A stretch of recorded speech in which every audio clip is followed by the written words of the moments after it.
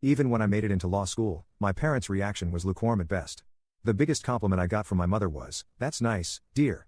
That is why I decided that I would focus on my studies and work as hard as possible so that I didn't have to depend on them. But ever since I got married, Sarah would often suggest that I should at least try to rekindle my bond with my family. She came from a close-knit family herself and could not understand the distance between me and my relatives. So, one year, we decided that we would host Thanksgiving dinner and invited everybody. Even though I didn't have any expectations, I was willing to try for Sarah. Surprisingly, everybody accepted our invitation.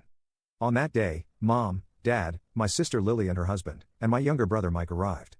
My mom and dad initially did the same thing they had always done, being judgmental of everything I did. But after a while, they dialed it down when they saw how hard my wife and I worked to please them. Sarah was trying her best to mingle with everybody, especially my brother Mike. I didn't pay much attention to it, thinking that it was nice that they were bonding. The evening progressed, and for once, I felt a glimmer of hope. Maybe Sarah was right, maybe things could change. As we all sat around the dinner table sharing stories and laughing, I allowed myself to believe that perhaps, just perhaps, I could have the family relationship I'd always yearned for. If only I knew that things weren't as innocent and good as they seemed to me. Fast forward a few months, and I started noticing subtle changes in Sarah's behavior. She became distant, often distracted and lost in thought. When I'd ask about her day, she'd give vague answers before changing the subject. I chalked it up to stress at work and didn't push her to open up. Sarah had recently taken on a high-profile case at her firm, and I assumed the pressure was getting to her. I tried to be supportive, taking on more household chores and surprising her with her favorite meals. It wasn't until I accidentally stumbled upon a series of messages on her phone that my world came crashing down. Sarah had left her phone on the kitchen counter while she was in the shower, and it kept buzzing with incoming messages. Concerned that it might be an emergency from work, I glanced at the screen. What I saw made my blood run cold. She and Mike had been texting each other nonstop, and the nature of those messages made it clear that they had crossed the line. They were having an affair. Confronting Sarah was one of the hardest things I've ever had to do. She broke down and confessed that she and Mike had developed feelings for each other, which they had acted on. According to her, she started talking to him because he seemed like the favorite child, and she thought my parents would like her if Mike put in a good word for her. Apparently, this was her way of proving herself to my family. I felt humiliated, angry, and utterly shattered. The next few days were a blur. I moved out of our shared apartment, unable to bear the sight of her. I was mentally replaying every interaction between Sarah and Mike, searching for signs I might have missed. I even tried to reason with Sarah, to understand her logic, but she refused to talk to me. Each time I called, I was met with a voicemail message. What hurt even more was my family's reaction. Instead of being shocked or disapproving, they welcomed the idea of Sarah and Mike dating with open arms. They told me that they would stay neutral in this situation, which angered me the most, because what could ever justify this? My parents, who were judgmental of every step I took since I was a kid, were somehow okay with this. In fact, they seemed weirdly excited about the prospect. I even remember my mom saying that it's for the best and that at least this way, Sarah will still be part of the family. It was clear that they were more inclined to support Mike and Sarah, seeing their relationship as a sign of true love rather than betrayal. The divorce proceedings were quick and painless, at least on paper. Sarah didn't want anything from me, which was honestly a relief. I couldn't bear the thought of prolonged legal battles, of having to see her face across the courtroom. Within months, she and Mike were engaged, and the family was buzzing with excitement about the upcoming wedding. I felt like a 12-year-old kid again, alone and misunderstood in his own family. The betrayal cut deep, not just from Sarah and Mike, but from my entire family, who seemed to think this was perfectly normal behavior. On the day of their wedding, I packed my bags and left town. I didn't leave a note, didn't say goodbye. I simply disappeared from their lives. I moved to a different state, changed my phone number, and cut all ties with anyone who might contact me to my past life. It was a drastic move, but it felt like the only way to preserve what was left of my sanity. For the last 3 years, I focused on rebuilding my life. I threw myself into my work, taking on challenging cases and building a reputation as a formidable attorney. I made new friends and even started dating again. Slowly, the pain began to dull, and I started to feel like myself again. I thought I had finally put that chapter of my life behind me. My new life was good, not perfect, but stable and fulfilling in a way I hadn't thought was possible after everything that had happened. But life has a way of throwing curveballs when you least expect them. Out of the blue, I got a call one day, and even though the number wasn't saved in my contacts, I recognized it immediately, my mother's cell phone. I did not answer the call. I was not about to let them destroy the life that I had built for myself all over again. It was very clear by now that any call from family meant bad news. But Mom wasn't accepting defeat either. She would bombard me with calls and voice messages. Each missed call felt like a ticking time bomb, threatening to shatter the peace I had so carefully constructed. Eventually, I gave up and picked up the call. Mom was on the other side, and her tone was weirdly chirpy, as if nothing had ever happened. She asked me how I was doing, where I was exactly, and mentioned that the family missed me, like that would ever happen. To an outsider, this might seem like a normal conversation, but knowing my mother, this was anything but typical. She was never one to be lovey-dovey with me, our interactions had always been more practical, bordering on cold. So, her sudden warmth felt bizarre and definitely not genuine. I cut her off, demanding to know why she was calling me after all this time. She tried to evade my question, insisting that I should come home for dinner to discuss things in person. The mere suggestion of returning to that house, the scene of so much betrayal and pain, made my stomach turn. I firmly told her that whatever she needed to say, she could do it over the phone. There was a pause on the other end, and then she dropped the bombshell. Mike was in serious trouble. She explained that he had developed an addiction and had accumulated significant debts. In a desperate attempt to cover his losses, he had embezzled money from his employer. The police were now involved, and he was facing criminal charges. My family was in turmoil, and they didn't know where to turn, so they were asking for my help, given my legal background. After hearing this news, on the one hand, I felt like this was just karma, and he had this coming for a long time. The same brother who had betrayed me was now seeking my help, the help of the family member they had all but erased from their lives. Update. My ex-wife decided it was a wise choice to get married to my brother because it was the only way she could prove herself, and my family welcomed her happily as well, so I went no contact with everyone. But now 3 years later they informed me of something terrible that happened and want me to help my brother. Another part of me was concerned about my little brother. Despite everything, he was still family. I couldn't help but find it ironic that the only time my family remembered they had another son, one they hadn't contacted in 3 years, was when their favored son was in trouble. It was as if I was nothing more than a tool to them, a means to an end. I felt a bit of satisfaction in knowing that they needed me, but I also felt the weight of the decision before me. Could I really turn my back on my family, even after everything they had done? When Mom was done explaining everything, I simply said that I would think about it. She even asked me where I was exactly and if Mike could come to me, but I was not going to tell her my whereabouts so they could knock at my door at every minor inconvenience. When that didn't work, she began to cry on the phone, practically begging me to help my brother. Her desperation was palpable, and despite everything, it tugged at my heartstrings. I reluctantly told her I would see what I could do, and then I hung up, feeling the weight of the situation pressing down on me. A week later, against my better judgment, I found myself standing in front of my childhood home. It felt surreal, almost like stepping back into a past life. Every fiber of my being wanted to turn around and leave, to find any excuse not to go back into that house. But I had made a commitment, and I needed to see it through, if only for my own peace of mind. When Dad opened the door, he looked surprised that I had actually come.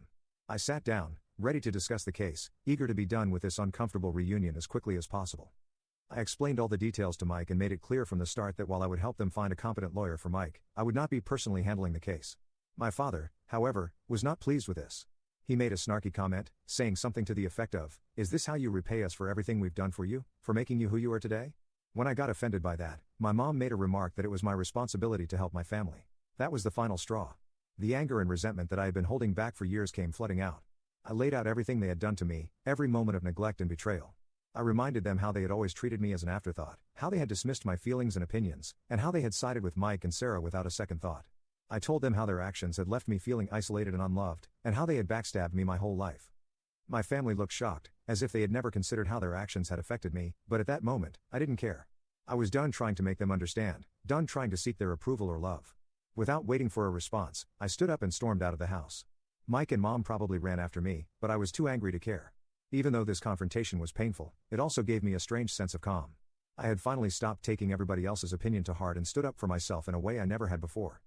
I did not care anymore about what Mom and Dad thought of me or what happened to Mike, because whatever they might go through, they had it coming. My phone was flooded with voice messages after that, and I knew that it was either Mom or Mike offering their insincere apologies and pleading for my help. I ignored them all. I was determined to stay firm in my decision to maintain my distance. But days later, I got a call from another number, and I picked up, thinking that it could be work-related. But no, it was Sarah, my ex-wife. She started by apologizing, saying she was sorry for everything that had happened between us.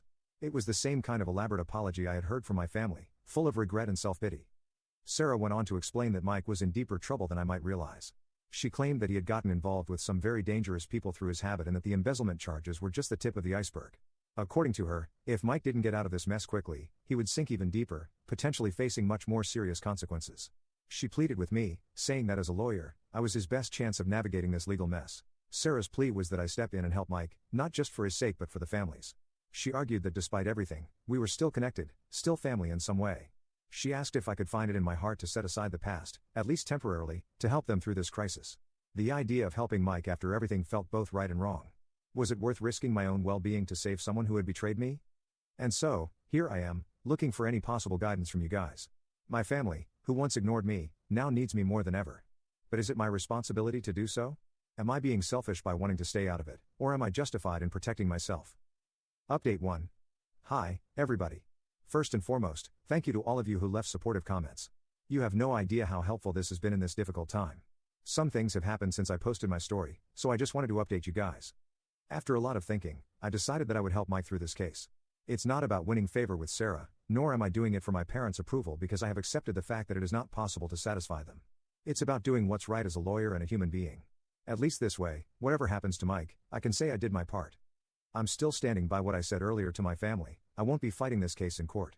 Instead, I reached out to a friend from my old firm to be the lead attorney while I assist him with research and investigation. I made it clear to everyone involved that my role is strictly professional. This isn't about reconciling or patching things up, it's about ensuring Mike has a fair chance in his legal battle.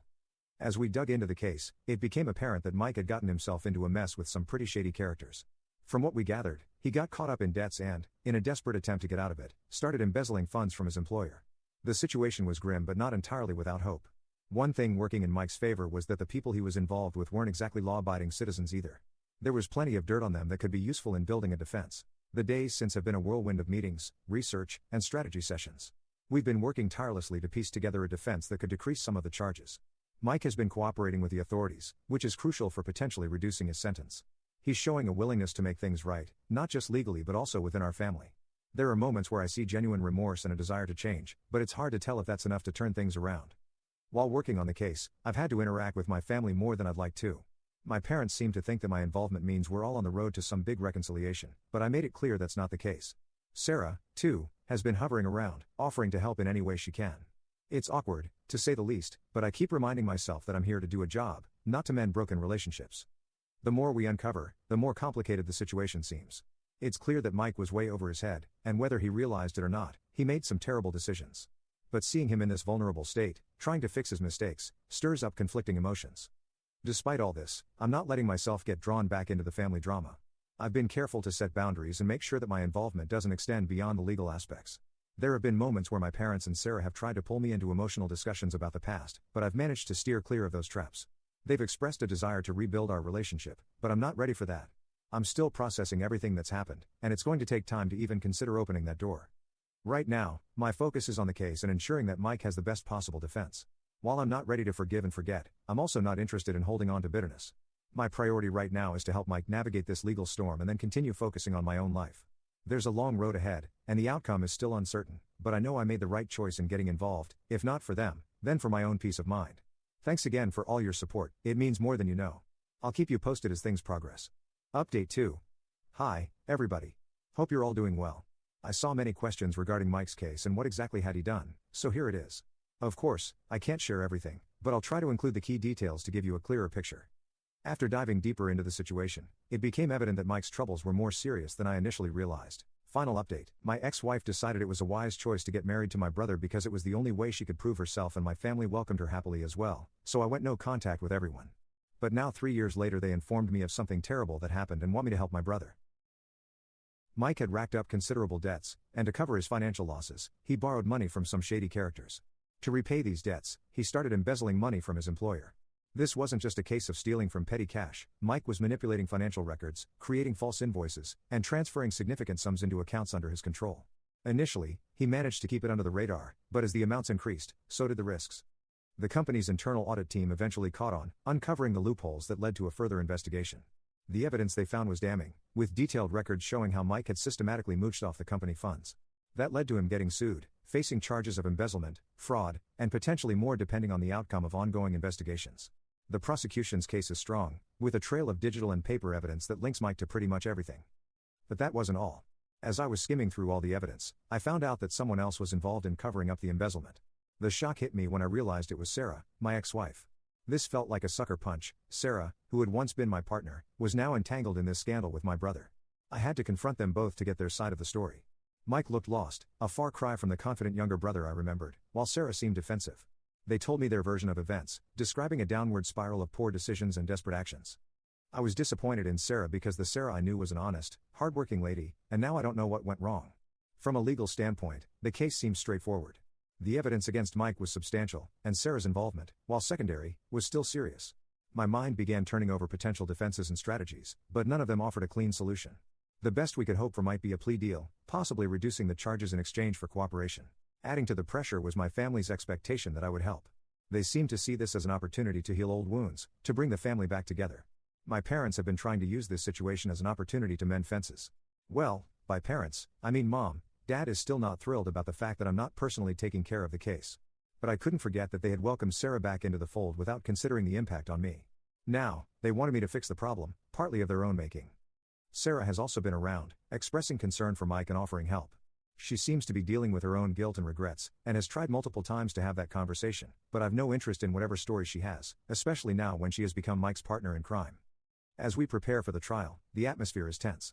My family is anxious, hoping for a favorable outcome but also dealing with the reality that Mike's actions will have consequences. I've had to remind them repeatedly that while I can help legally, I can't undo what's been done or change the past. The next steps would be crucial: preparing for a potential plea deal, gathering character witnesses, and planning for the worst-case scenario. To everyone who's been following this and offering advice, thank you for your continued support. It's been invaluable in navigating this difficult time. I'll keep you updated as the trial progresses, and hopefully, the next time I write, I'll have more clarity on the outcome. Update 3. Hi, everybody. I'm back with an update, and I think this will be my last one. Buckle up for a bunch of news, and believe me, the last one was unexpected for me too, so let's dive right in. As you know, we were working hard on Mike's case, and the last few weeks have been a whirlwind of legal maneuvers. We're talking legal moves left and right and some pretty intense negotiations. The big breakthrough came when Mike's lead lawyer had a crucial meeting with the heads of Mike's former company. This meeting was do or die time, not just for Mike's legal future but for all the craziness that came with his case. We were trying to work out a deal that would let Mike make things right without dragging everyone through a full-blown court drama. Now, those board members were definitely mad, feeling like Mike had stabbed them in the back after years of trust. They wanted to make an example out of him, to scare anyone else who might think about pulling the same stunt. Throughout this whole showdown, we kept hammering home that Mike was ready to come clean and cooperate 100%. One more thing that worked to our benefit was that some of those high and mighty board members weren't exactly squeaky clean themselves. The game changer, though, was when we put it out there that Mike would pay back a big chunk of the money he took. Yeah, he'd still get fired from his job, but at this point, we were thinking, hey, something's better than nothing, right? And that's the deal we finally shook hands on. Now, don't get me wrong, we were all breathing a sigh of relief, but it's not like we were popping champagne or anything. Mike's career? Almost over. The money he had to pay back? Ouch. But at least he wasn't heading to prison, so there's that. As the dust started to settle, we were all hoping this nightmare was finally over. But another shockwave hit the family. Sarah, who'd been standing by Mike through this whole mess, out of the blue decides to file for divorce. I'm telling you, this news came out of nowhere. Everyone, including Mike, was caught off guard.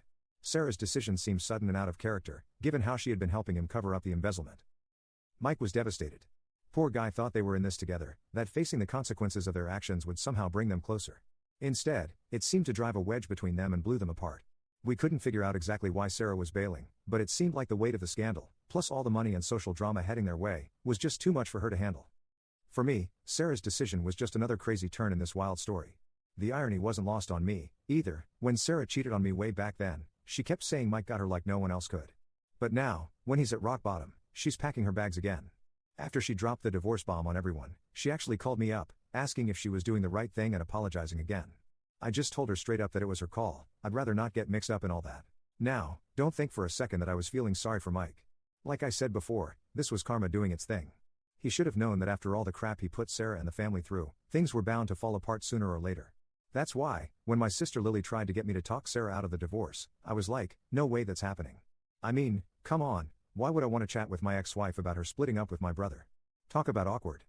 With all the legal stuff wrapped up and the personal drama still unfolding, it was my time to distance myself once again. My work with Mike and Sarah was done. They would have to face the consequences of their actions and decisions on their own. I couldn't fix everything, and honestly, it wasn't my job to do so. It was time to get back to my own life, focus on my career, and take care of myself. So, I packed my bags and left without telling anyone because I knew my mom and dad wouldn't react well to it. As I left the family home, I felt a sense of closure. It wasn't a happy ending or anything, far from it. Nobody really came out on top in this situation. It was more about lessons learned and relationships either patched up or totally destroyed. For me, this whole experience drove home how important it is to set boundaries and how complicated family ties can be. Sometimes, no matter how good our intentions are, old issues can pop up and mess with our sense of duty and who we are. Walking away, I knew I'd done what I could. I'd helped out with the legal stuff and, in a way, provided some emotional support, even if it was from a distance. Now, it was up to Mike, Sarah, and the rest of the family to figure out the next part of their lives. As for me, I was ready to turn the page and move on, taking all the lessons I'd learned with me into whatever comes next. And you know what? I finally figured something out through all this mess. I don't need my family's gold star to feel like I've accomplished something. I stepped up when things got rough. I did what any decent person would do. I probably went above and beyond, to be honest. So, I think I'm officially done seeking their approval. By the way, I'm so grateful to all of you for staying with me throughout this chaos. Your support was a godsend during this difficult time. Love you all.